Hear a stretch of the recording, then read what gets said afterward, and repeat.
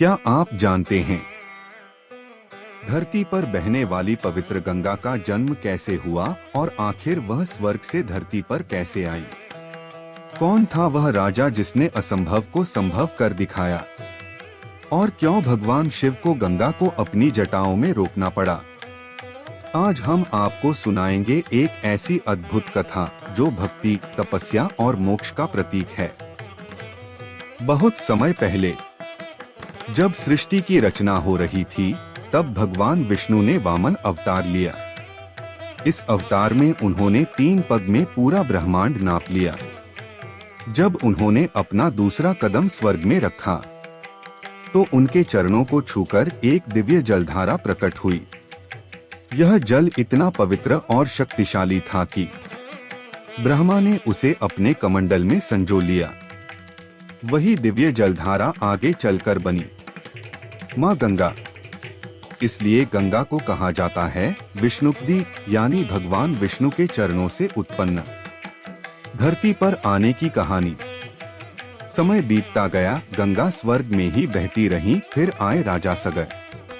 बहुत समय पहले एक महान राजा थे, राजा सगर। उनके 60,000 पुत्र थे। एक दिन वे अश्वमेध यज्ञ का घोड़ा खोजते खोजते पहुँचे कपिल मुनि के आश्रम में। गलतफहमी में उन्होंने मुनि पर आरोप लगा दिया, जिससे क्रोधित होकर कपिल मुनि ने उन्हें भस्म कर दिया। उनकी आत्माएं मुक्ति के लिए भटकती रहीं। भगीरथ की तपस्या। समय बीता और उसी वंश में जन्म हुआ महान राजा भागीरथ। उन्होंने अपने पूर्वजों को मुक्ति दिलाने का संकल्प लिया। उन्होंने कठोर तपस्या शुरू की, सालों तक, बिना रुके, बिना थके। आखिर उनकी भक्ति से प्रसन्न होकर प्रकट हुए ब्रह्मा जी।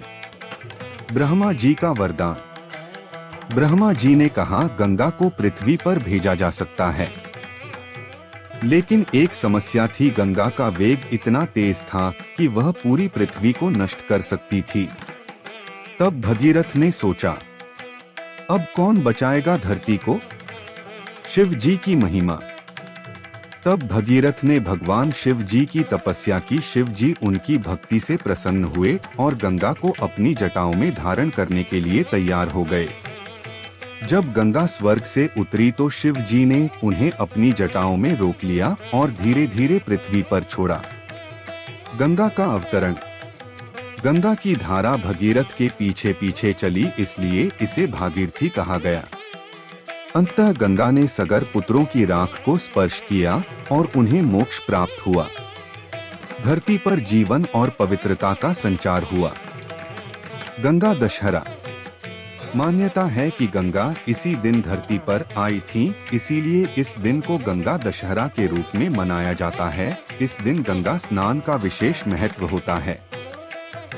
यह कथा हमें सिखाती है कि सच्ची भक्ति और दृढ़ संकल्प से असंभव भी संभव हो जाता है।